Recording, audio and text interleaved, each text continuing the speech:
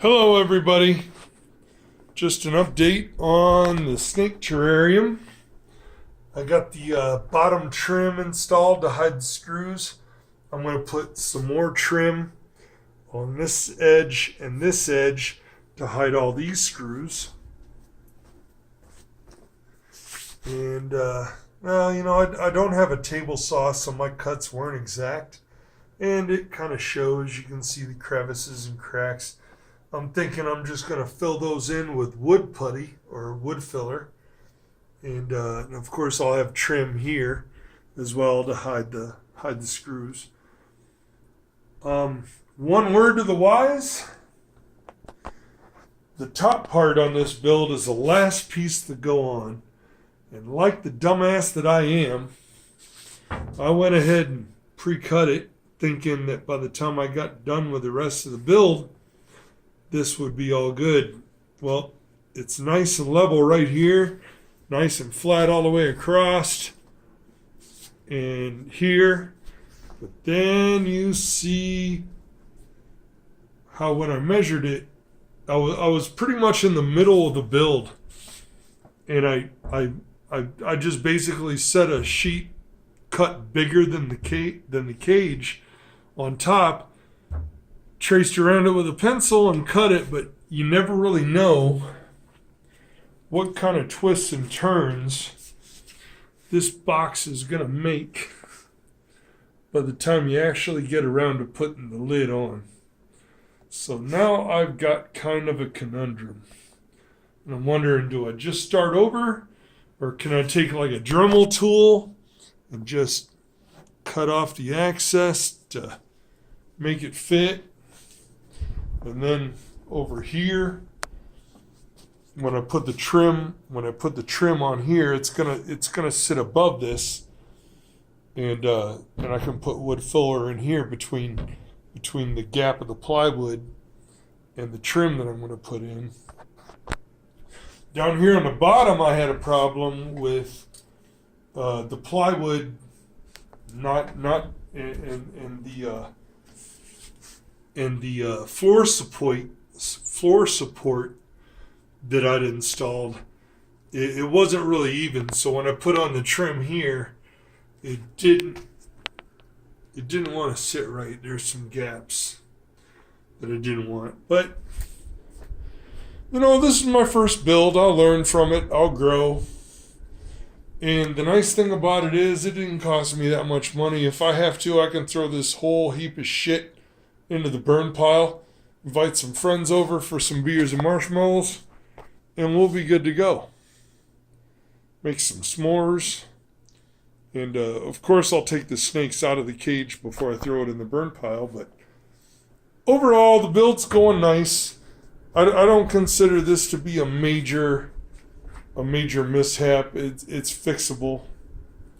I'll get her done one way or the other. I think the plywood here isn't cut straight from here to here. I think it's kind of bowed outward a little bit here in the middle. Or maybe this is bowed inward. So when it sits on top, and this is straight, but this is not, I don't know. I'll figure it out one way or the other. The nice thing is, it's not the end of the world. All I have to really do, if it comes down to the worst case scenario, buy another piece of plywood, throw it on top, make an outline, cut it. Because at this point, with all the reinforcement I got on the inside, there's not going to be any more bending and curving to the main frame. So this on top here, I can fix this. This is no big deal. So anyway, that's what's going on with the snake cage update. And stay tuned for more. Like I said, this is the first time I've ever tried this. I'm learning as I go. I put a support in here to help brace the inside. There's no nails in this. This is just straight glue between the back end and this end. I've got the trim around the inside here, And I'm going to probably build that up with some more 1/2 inch plywood strips. This is 1 inch. So I'll put a couple of half inch plywood strips around the inside here. And that is where the screen is going to lay for the light compartment. You don't really need a screen for the light compartment. If you get the right size screws, you could just screw the lights right up into the top. But I wanted to make this cage versatile, and there may be a situation where I don't want animals to get up in here. Like, say for example, someday I decide I want an arboreal snake and they want to climb everything. And they climb up here into the light enclosure and wrap around the light bulbs and overheat and burn themselves and get all messed up.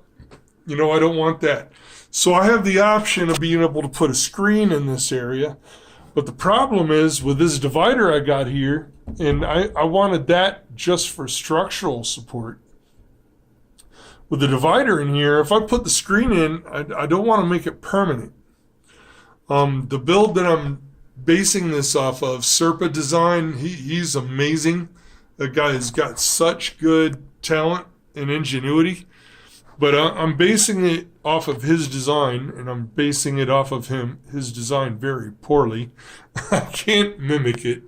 He made it look so easy. But anyway,